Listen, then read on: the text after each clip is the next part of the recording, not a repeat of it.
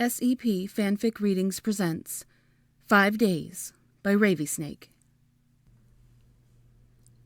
Chapter 5. Day 2.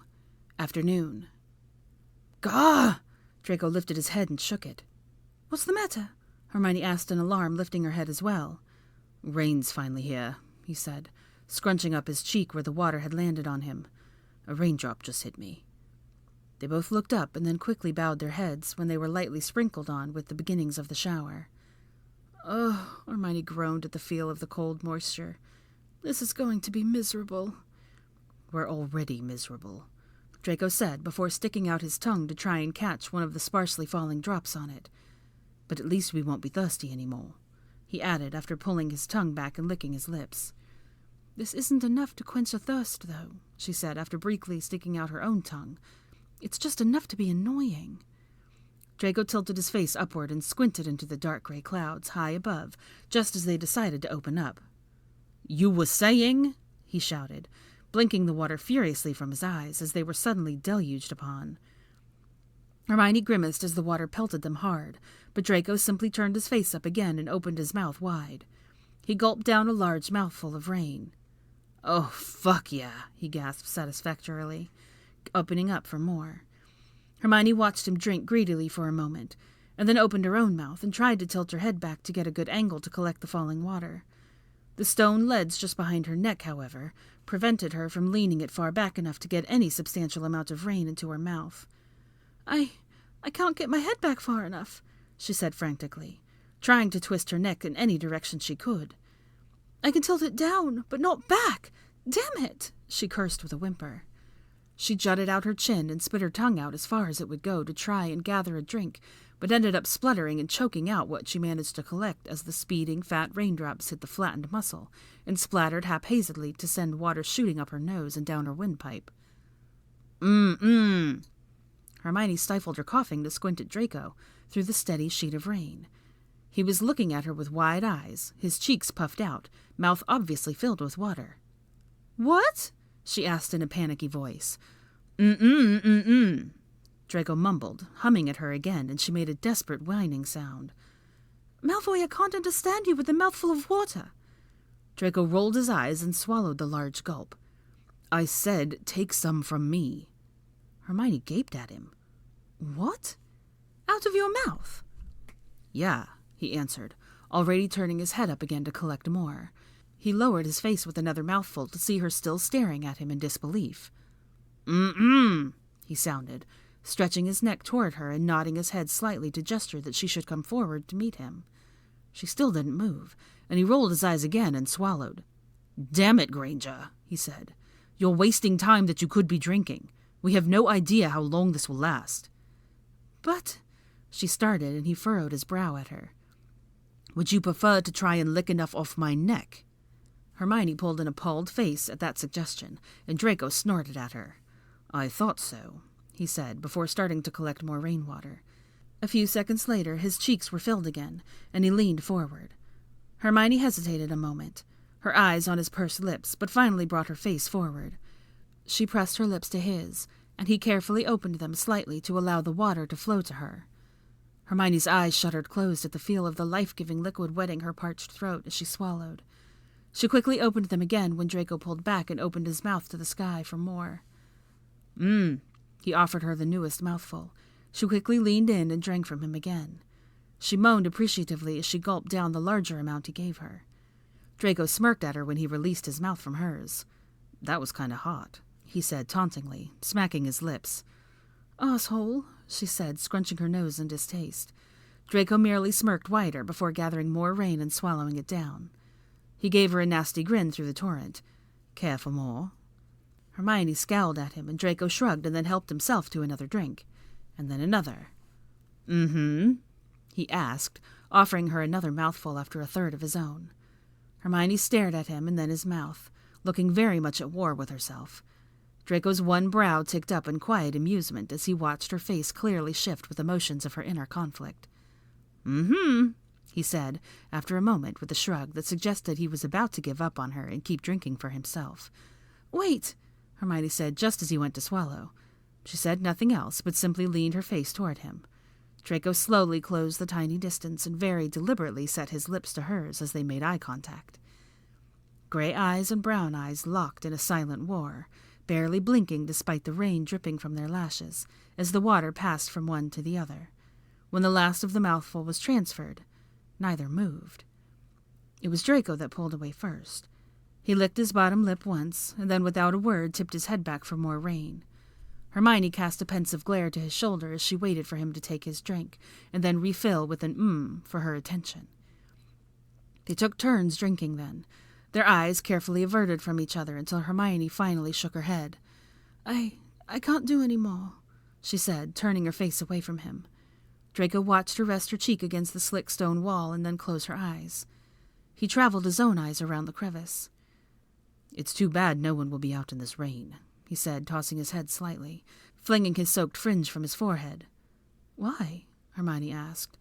Draco furrowed his brow at the line of mud that was trickling down from the wall and over one of her shoulders in a thick stream to seep between them. Because, he answered, with the dirt and dust all wet, we would have been able to yell for help again without the vibrations making a cloud. Doubt it would have mattered, she said quietly. We're in the middle of nowhere. Draco's mouth twisted in a thought as he squinted up into the still, steadying falling rain. We ran into each other all the way out here at the same time without meaning to. Hermione blinked open her eyes at that and slowly turned her face back to him. How did you learn about this place? Mundungus Fletcher, he said, shaking the dripping water from his face again. He tipped me off that this area was rumored to contain potion-grading plants. You're friendly with Dung? She asked incredulously. Draco snorted. If by friendly you mean I pay him as an informant, then yes. Hermione frowned slightly. And you? Draco asked. How did you know to come out here? Ron told me, she answered, her frown deepening as she noticed the mud spreading over herself. The Ore Department's been tasked with locating and eradicating invasive magical species here. They're supposed to clear the whole area next month. He let me in on the secret. He knows how hard I work to keep my home potion business profitable, and figured I'd appreciate the free ingredients. More like it'd be less work for him later if you cleared it all the way first, Draco said with an eye roll. Hermione smiled sadly as she released an amused sniff. Probably true, she sighed. I still can't believe that tosser married a Vila. Quarter Vila, Hermione corrected him. And her name's Gabrielle. Yes, Draco scowled slightly. I remember the incessant newspaper headlines and magazine covers, thanks. Hermione hummed and closed her eyes against the rain. Draco studied her for a moment. I always figured you'd have ended up with the weasel, he said casually. No, Hermione said quietly. Apparently I grate on the nerves. Draco's face went blank. He said that? She sighed audibly through the sounds of the storm. No, he didn't. He was surprisingly tactful when he ended it. He ended it? He left you for her? Hermione didn't bother answering, and Draco watched her for a moment. He always was a moron, he said casually. Hermione opened her eyes and blinked in an attempt to clear her lashes of water. Look, she said with a huff.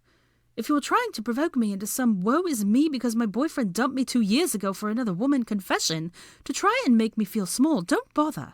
Ron and I are still very good friends, and I'm happy for him. And not that it's really any of your business, but he met Gabby after we broke up. So just stop, okay? Draco simply stared back at her until she frowned uncomfortably and closed her eyes again with a small shake of her head. The motion caused one of her soggy curls to plaster across her face. Ugh, she groaned, shaking her head harder to try and dislodge the hair. She only succeeded in causing more hair to stick to her cheeks and whip Draco in the face with the longer tendrils. Stop, he demanded, attempting to hold his head far enough away from her to avoid being hit again. Hermione halted her movements. Help, she whimpered, one of her eyes peering pleadingly at him through the crisscrossing strands of hair covering her face. Draco snorted in amusement as he took sight of her hair.